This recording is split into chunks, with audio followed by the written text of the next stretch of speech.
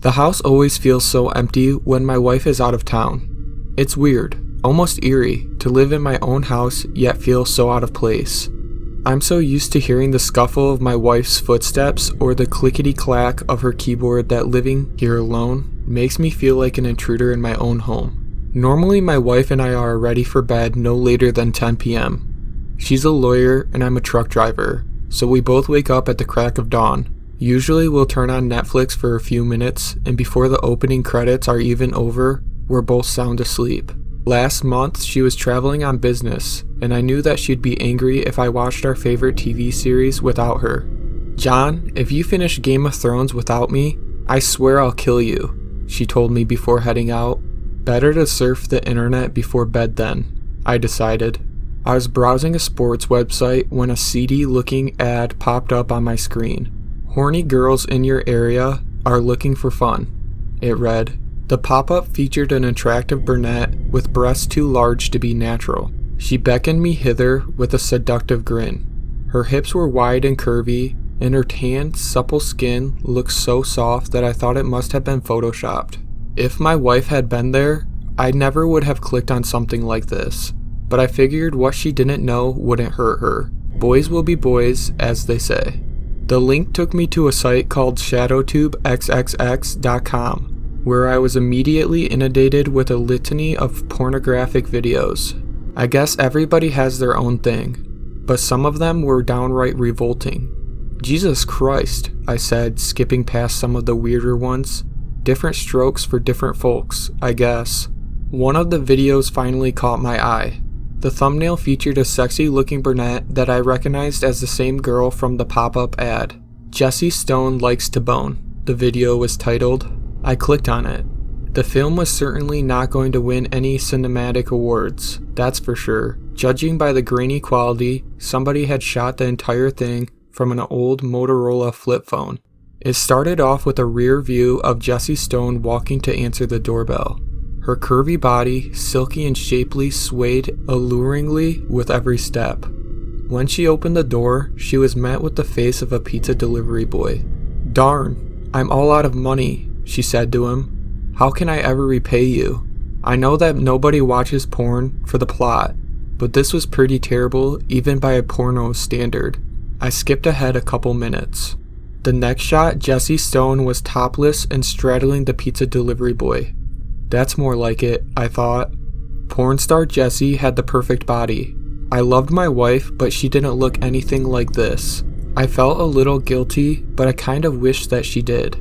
"You like that, baby?" Jessie Stone said to the pizza delivery boy.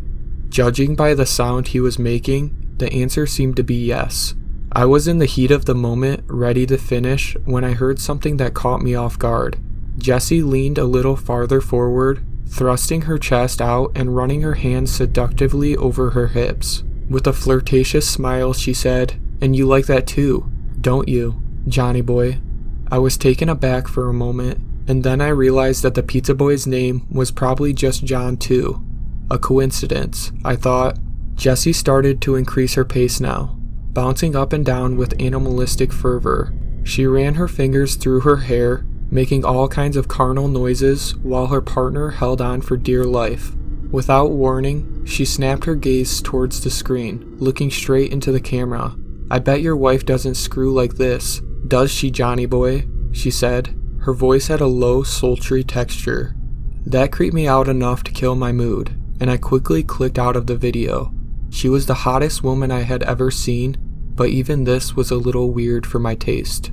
I decided to browse through the other videos and find something different to watch. Before long, I came across another one.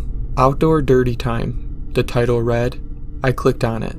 The video was taken at night, which was annoying, but I didn't feel like finding another video, so I decided to stick this one out. It was shot outdoors and showed two guys following behind a scantily clad blonde woman. They were walking along a gravel path, and each of the men held a flashlight in their hands, which served as the only source of light in what was otherwise darkness. Before long, they stopped in front of what appeared to be a large rock. "Right here," the blonde grinned. The guys each took a pair of shovels and stuck them into the ground.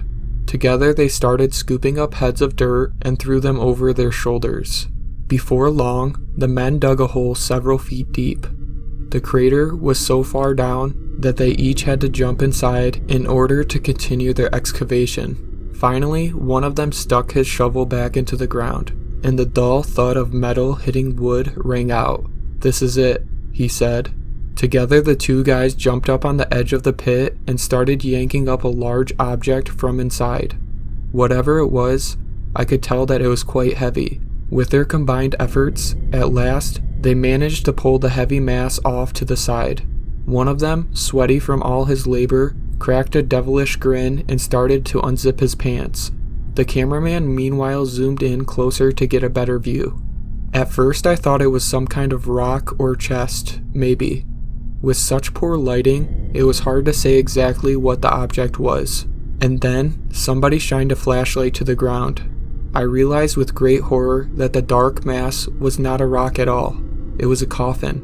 The people, I realized, were digging up a grave. I thought I was going to be sick.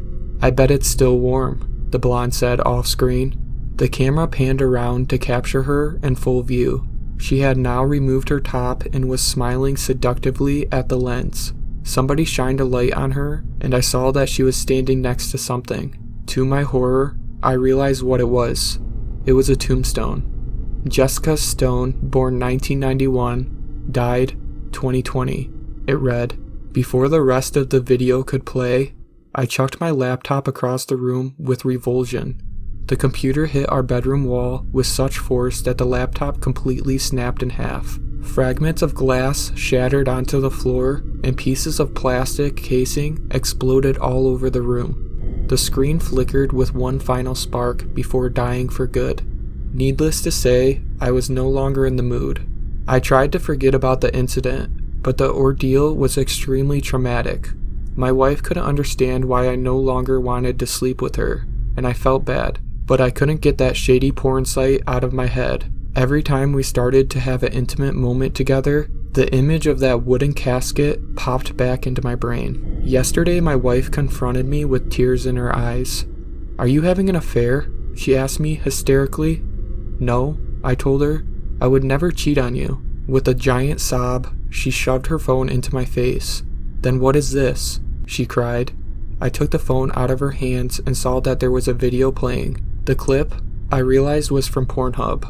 At first, it was difficult to tell what exactly was happening, but then I started to understand that the video was out of our bedroom.